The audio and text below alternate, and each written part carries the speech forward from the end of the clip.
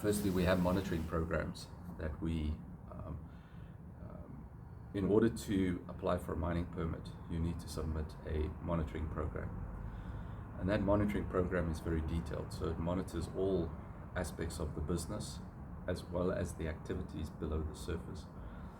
And it's not something that you do occasionally, it's something that you do all the time, an absolute requirement, so you can't do it just as you feel. And the purpose of that is to make sure that, firstly, what we are doing is within acceptable limits, as agreed under the terms of the license. Secondly, it also gives us an indication if something is starting to move outside of those limits. And it allows us to intervene early and stop production, fix the problem, and then continue. So the idea is, don't wait until you have a problem and then you have an issue. Pick it up early and intervene early. So that monitoring program is conducted jointly by ourselves, but is also overseen by the National Environmental Service and the Seabed Authority. So we are always being regulated with regards to what we are doing and making sure that we are doing it, and they are also verifying and validating the information and the data that's coming back. So that's how we stop something from happening. But in the event that something does happen,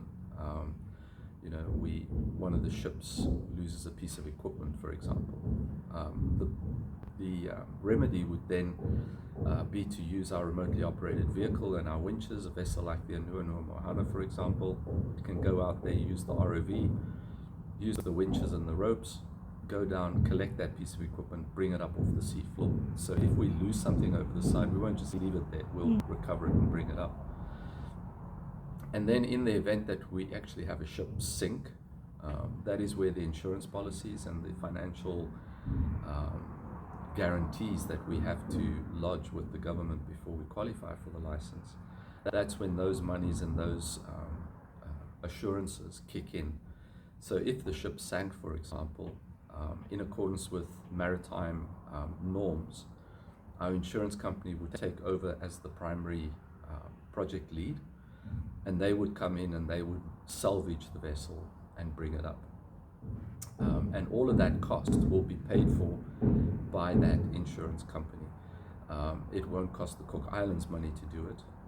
It will be paid for as part of that insurance policy. Unique to what we are doing here, that is standard practice throughout the maritime industry. So all the cargo ships that come here, the Madsen ships, all the vessels that operate on the ocean have this insurance in place, so that in the event that a vessel sinks, the amount of impact is limited, it's recovered, and if, for example, there were to be some form of spill that got ashore, they would also be responsible for cleaning that up. Well, it will grow back because it's a natural process, what we are doing. And I think there's a misperception. People think we're going to come in and take all the nodules, all right? And part of what we were explaining when we were in the Panua is that if the Cook Islands exclusive economic zone is a rugby field, about half the rugby field is covered in nodules.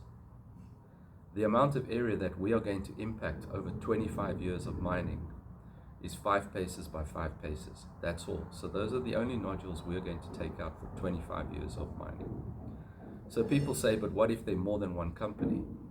Well, more than one company only means it's 15 paces if all 3 license holders put 1 mining ship, and if all license holders put 2 mining ships in, it's still a small amount in comparison to what there is.